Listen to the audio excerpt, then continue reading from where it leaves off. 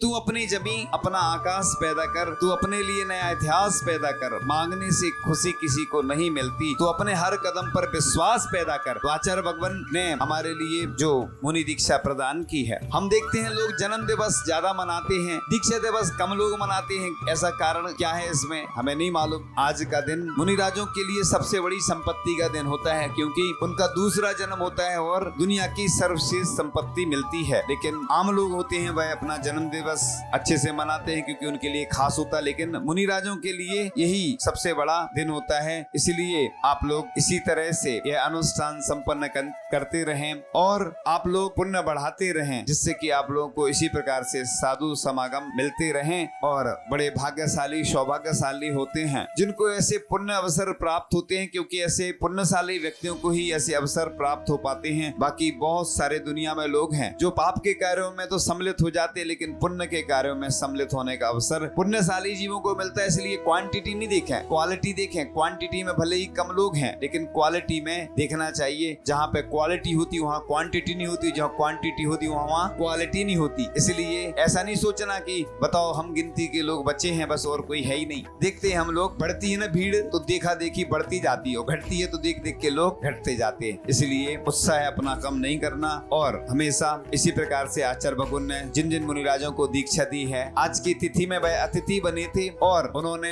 इस भारत भूमि पर विचरण करके इस जिन शासन की प्रभावना में 4 चांद लगाए हैं और आगे भी इसी प्रकार से साधु संत दीक्षा लेकर के सबका कल्याण करें और अपना कल्याण करने में तो अग्रसर हैं ही, और हम सबको उन साधु संतों का सानिध्य प्राप्त होता रहे। इसी प्रकार से त्याग तपस्या साधना के द्वारा इस जिन शासन की प्रभावना होती रहे और आप भी सहयोग करते रहें साधु के आहार विहार निहार में, जिससे कि पंचम काल के अंत तक यह जो जिन शासन की परंपरा है वह अनवरत रूप से चलती रहे।